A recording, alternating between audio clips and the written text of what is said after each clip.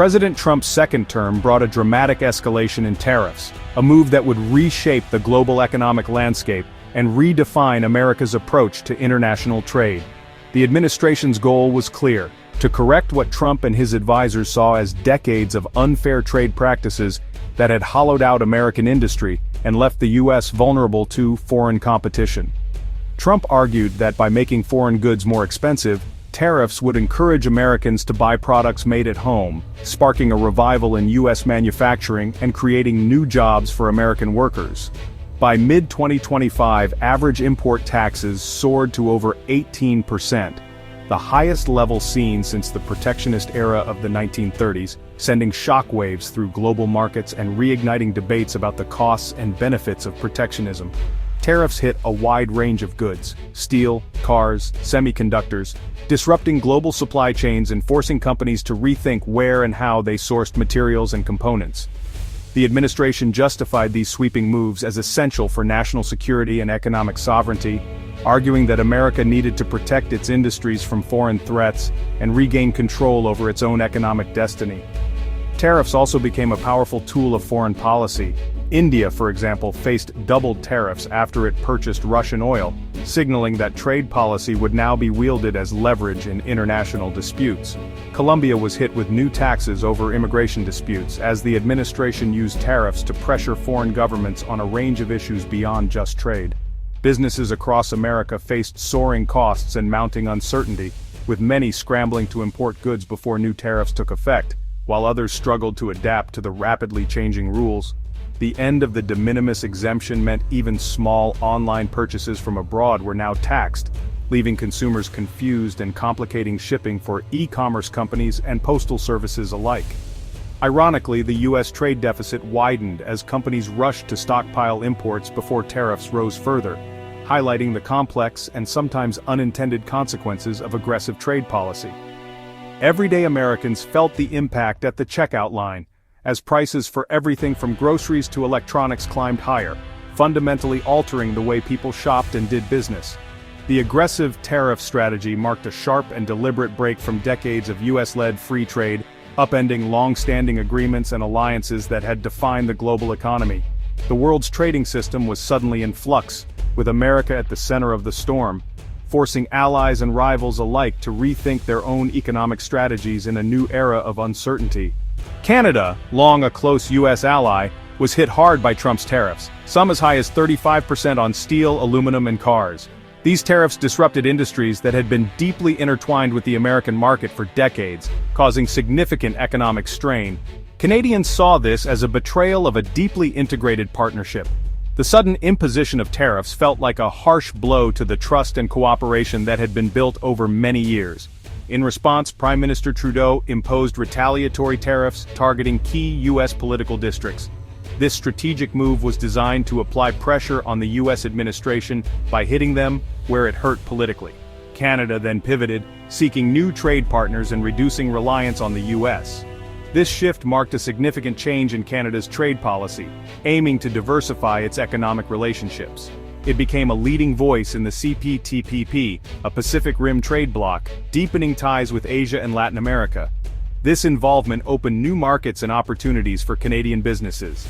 Canada also helped forge a new partnership between the CPTPP and the European Union, uniting nations affected by U.S. protectionism.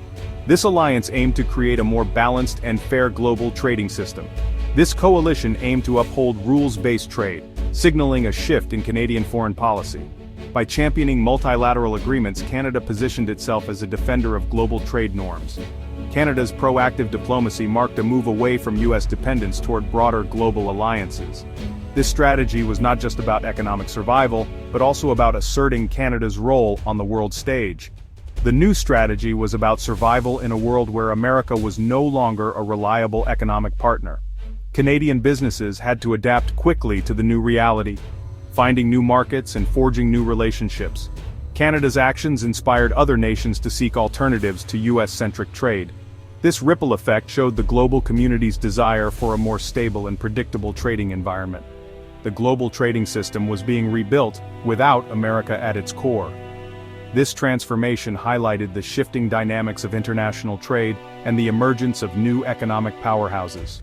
The European Union, stunned by the sudden imposition of U.S. tariffs, quickly shifted its strategy in response to the new economic reality. European leaders realized that the old rules of global trade were changing and that waiting for the U.S. to return to the table was no longer an option. Rather than risk a full-scale trade war that could damage economies on both sides of the Atlantic, the EU focused on building a broad network of alliances to defend the principles of free trade and open markets. Diplomats worked overtime to find new partners and strengthen existing ties. The EU soon partnered with the CPTPP, a powerful coalition of Pacific nations, creating a massive economic bloc that now represented nearly 30% of global economic output, rivaling the influence of the US itself. This new alliance aimed to set international standards for trade, investment, and technology, effectively bypassing the gridlock and uncertainty that had paralyzed the US at the WTO. The world was watching as new rules were written. Traditional US allies, Japan, Mexico, the UK, and Australia, joined the EU in forging this new trading system, eager to maintain stability and access to global markets despite American unpredictability. For the first time in decades, the US was no longer the central player in shaping global trade policy.